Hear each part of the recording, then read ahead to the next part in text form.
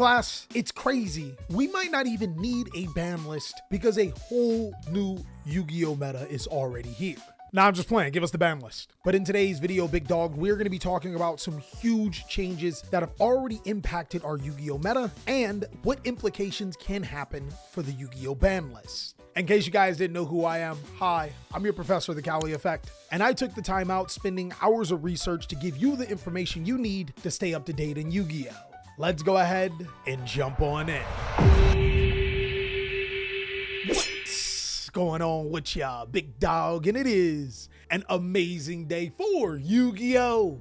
I hope that your day phenomenal. But if it isn't, don't let what happened at the beginning of your day ruin the rest of your day. And today, class, some of you guys may not know it by now, but it is Update Monday! A particular time where I trick you into thinking that this was a Yu-Gi-Oh video, when in actuality, I'm here to make you a better person overall. Don't worry, if you're here just for Yu-Gi-Oh, you can go ahead and skip. I do have timestamps, all thanks to my editor. He's an awesome guy.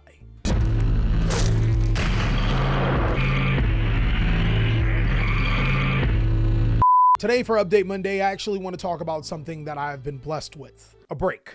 In life, we all have different types of pressures, whether it's paying bills, a huge exam, maybe something coming up with a family member, or even just a life event that could be huge. Oftentimes, life can feel like rush, and we don't get that time to take a break. Today, I want to talk to you guys about the importance of actually being able to sit down and take a break. You are not useless when you're not doing anything. And I genuinely think a lot of people need to hear that because oftentimes I can feel that way myself. In actuality, when I sit down and I take these prolonged times, I like to think of it as an opportunity to recover and come back even better before. Some of my best pieces of work ever and anything that I've ever done always come after a break. So what I would urge you guys to do is every day find a little time for yourself to turn off the phones, sit down, and just take a break.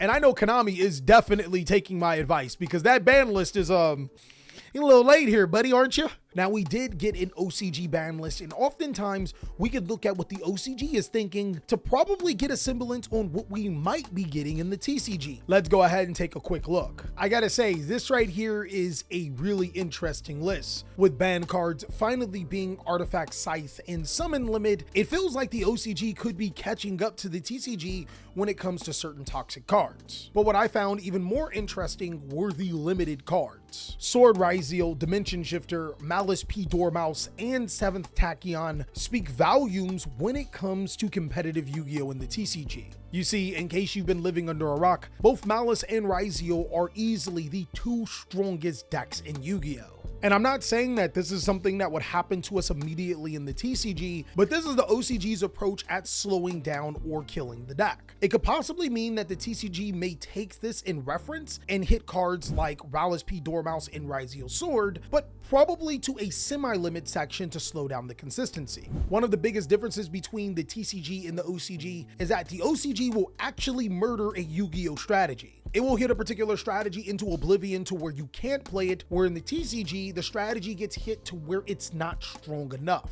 Hypothetically, with this knowledge, we may see more indirect hits for Ryzeal and Malice, but these are some of the cards that may be on the radar when it comes to consistency hits. You also have to keep in mind that X Ryzeal is also previously limited, so this is Konami's end cycle of completely killing the deck.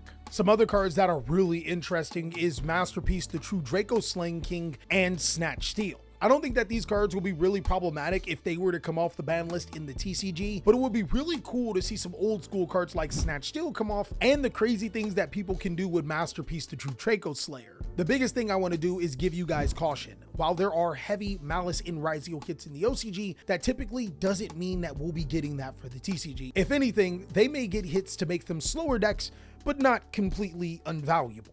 But now that we're done with that, there are actually some crazy strong Yu-Gi-Oh decks that have been topping over this weekend. In actuality, there were quite a few Yu-Gi-Oh events that happened over the course of last weekend, and it's kind of shaken up the meta. I mentioned in a previous video that YCSs tend to be a little bit different than regional events, and I think that's because at a YCS event, everybody wants to win, so they pick the deck that they think is the best available. It seems in a regional setting, players will play a little bit more what they like, but the cool thing about it is that what you like can still be really successful. I actually want to take the biggest event that happened over the weekend. The Philly Regional was over 700 Yu-Gi-Oh players, so it was a major event, and it wasn't Yugioh or Banlist that got number one. Now, at the time of making this video, I wish we could have gotten more deck lists because I want to see Christopher Lestara's pure Odeon deck, but Michael Joseph winning with Odeon Fiendsmith shouldn't be a surprise. I talked about how the Yu-Gi-Oh deck had a ton of potential,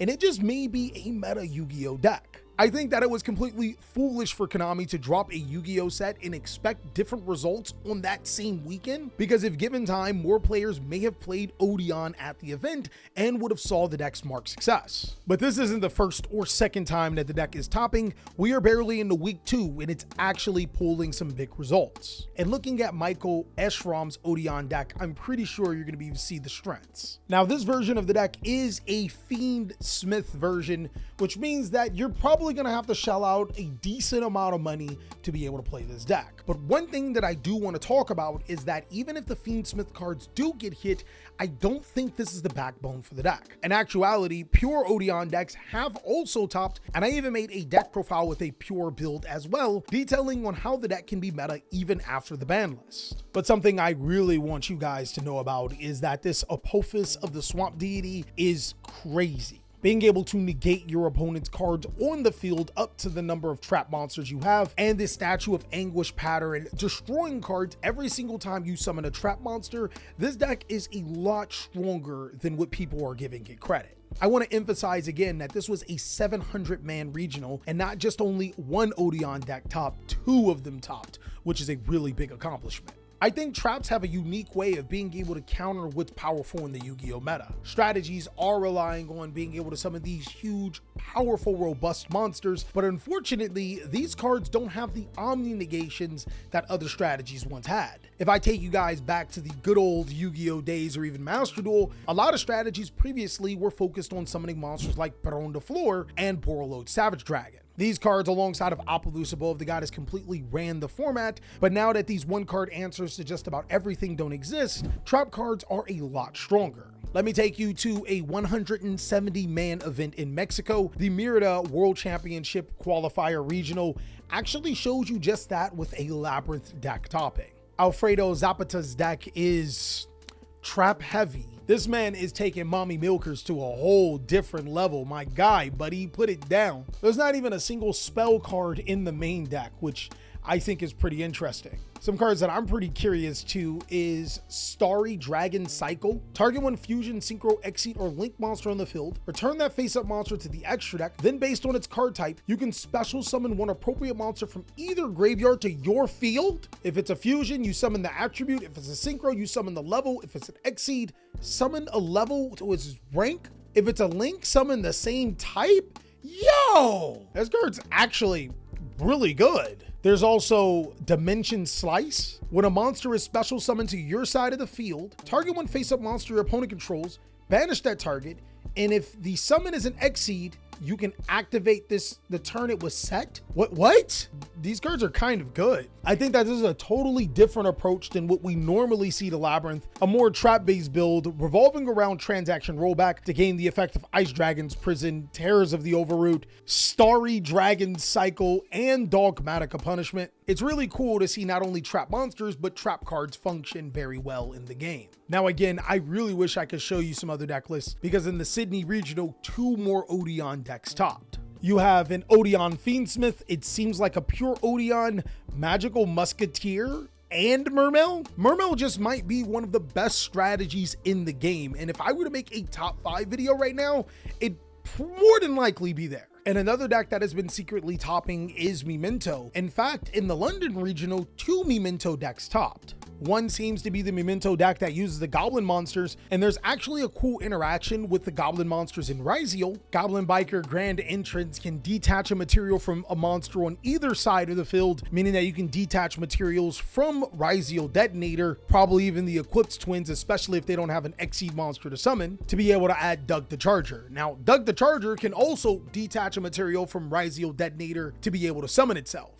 I really like the continuity between Memento because it has been a deck that's been topping throughout the entire format. In fact, if you wanted to play Fiendsmith into the next format and guarantee it, Memento is probably your best bet. This is a Fiendsmith Memento from Sebastian Gomboa from last week. And as you can see, there's one engraver, no Fiendsmith tracked, no Fabled Lori, just a couple of Fiendsmith cards inside of the deck. And the reason why this deck can do it well is because it can easily fusion summon into Berferment. In essence, the deck doesn't need the Fiendsmith engine to be able to thrive. It just uses the Fiendsmith engine to be able to further its combo. And the biggest and coolest thing about it is that the Fiendsmith engine, even when hit, can be successful inside of this deck. Now, I've showed you 3 different decks of Yu-Gi-Oh strategies that are way different than the norm. While Yugioh and Malice still may be the top dogs in the game, we're starting to see less big hand trap decks and more Yu-Gi-Oh strategies that actually are closer to their theme and doing fairly well. I think personally there is a huge problem with Yu-Gi-Oh archetypes, especially when you can mix Fiendsmith with Yugioh and Bestials and yada yada yada, but that's for an entirely different video.